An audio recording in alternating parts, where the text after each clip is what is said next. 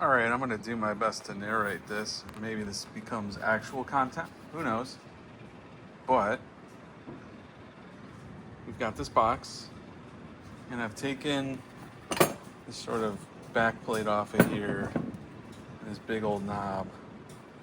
Now the knob has, or used to have like a little screw there to tighten this piece on here, but I'm going to try to pull it out because what I'd like to do is use this for the volume pot.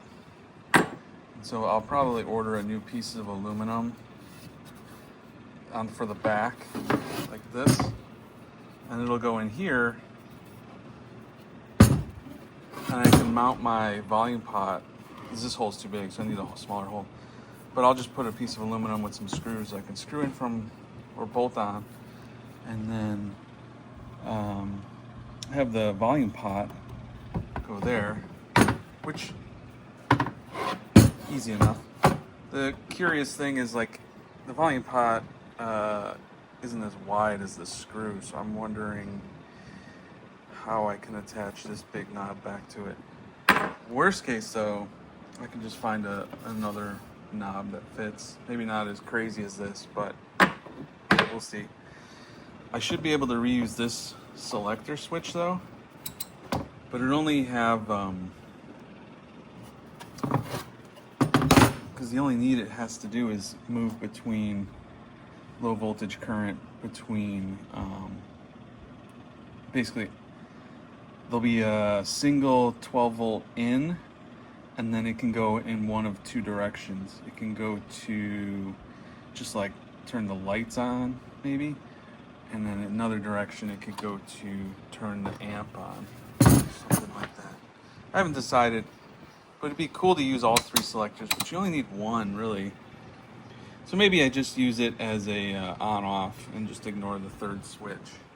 But that'll be a pretty good on-off. I mean, it's already using the same voltage I use. If this meter picks up voltage, great. I'll just grab the 12 volt wire off of here and just add it to my chain. If not, then I'm thinking I was just gonna drill out a little hole on the back of these so that I can have an LED light, and then that should shine through here. So that'd be another way. So like you'll imagine you move this to on position, the lights turn on, and then yeah. Stretch goal here would be for it to show the DC voltage of the battery, but I'm not sure that that's going to happen. I've thought about VU meters, but they're so finicky, the cheap ones. Like, you really got to spend the money, and they don't really run great on low voltage. They're more of a novelty. I'd rather them function really cool or just light up.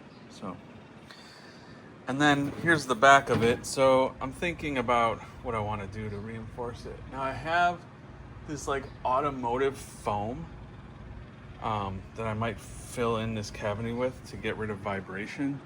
You see, I got a box of it. This is kind of an experiment. I've never tried it, but it's this like sticky back foam. And so I was thinking about, instead of lining it with wood, I'll line it with this. And then I'll probably put some foam here in between where the face of this meets, and then screw it down. So hopefully that limits a lot of the rattle. The shape of it isn't going to allow me for a ton of space for big woofers, which is fine. What's going to happen here is it's more about making it into a cool radio. The speakers will probably just go on the sides. They'll probably be 4-inch woofers.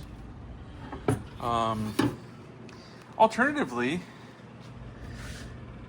it might be smart to just put a tweeter here in this main cutout. That way sound will actually point towards you a little bit. And then you'll get some of the bass. Bass kind of radiates in all directions, but tweeter is a little more directional.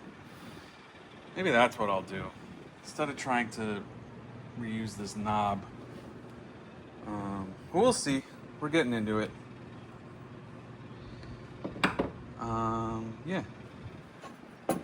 It's summer now. I got some more time on my hands recently, so I'll be able to get into this guy and have some fun with it. Also, I'm going to leave it as dirty as I can. I'll probably just wipe the dust off and leave everything because this is aged. You know, I can't recreate that.